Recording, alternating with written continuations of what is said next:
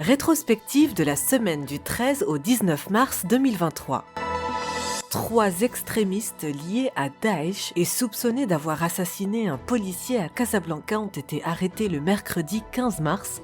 Au début du mois de mars, ils auraient tué un agent de sécurité pour s'emparer de son arme afin de braquer une banque pour financer leurs activités criminelles liées à l'organisation terroriste à laquelle ils ont prêté allégeance.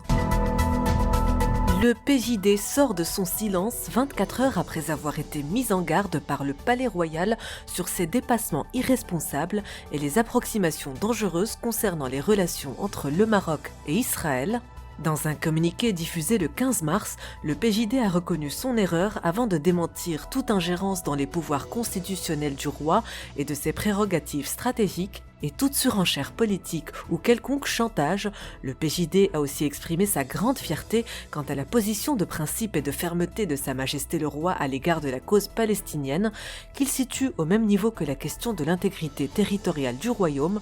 Toutefois, le secrétaire général du parti Abdelilah Ben Kiran a tenu à attirer l'attention sur le fait que le ministre des Affaires étrangères, Nasser Bourita, en tant que membre du gouvernement, comme tous ses collègues, est soumis à la critique et à la surveillance sur la base du programme gouvernemental. Victime d'une cyberattaque menée par des pirates algériens, le site web du journal Maroc Hebdo a été bloqué, c'est ce qu'il a annoncé sur Twitter.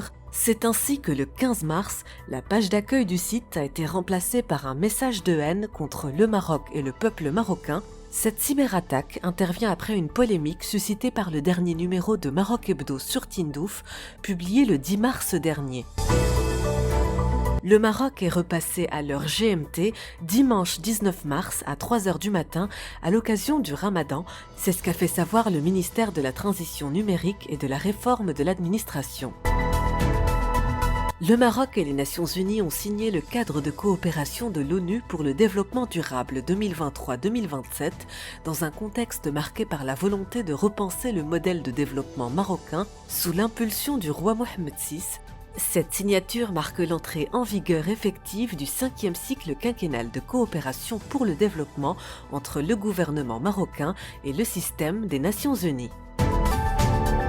Le gouvernement Arnouch a approuvé la convention cadre relative au secteur du tourisme pour la période 2023-2026.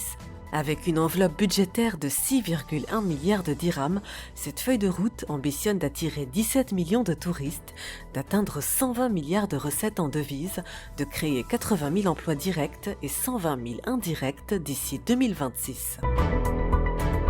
Au Sénégal, le procès pour diffamation de l'opposant Ousmane Sonko a été renvoyé au 30 mars dans un climat de violence suite aux heurts qui ont éclaté entre les manifestants et les forces de l'ordre dans plusieurs quartiers de Dakar. Ce jeudi 16 mars, la capitale a été placée sous très haute sécurité pour le procès du leader du Parti des Patriotes africains du Sénégal pour le travail, l'éthique et la fraternité, qui dénonce une instrumentalisation de la justice, selon l'AFP.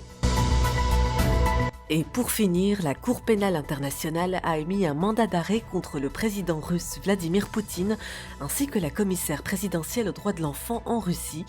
Dans un communiqué, la Cour a souligné que le président est présumé responsable du crime de guerre, de déportation et de transfert illégal d'enfants des zones occupées d'Ukraine vers la Russie. Le Kremlin a jusqu'à présent ignoré cette décision.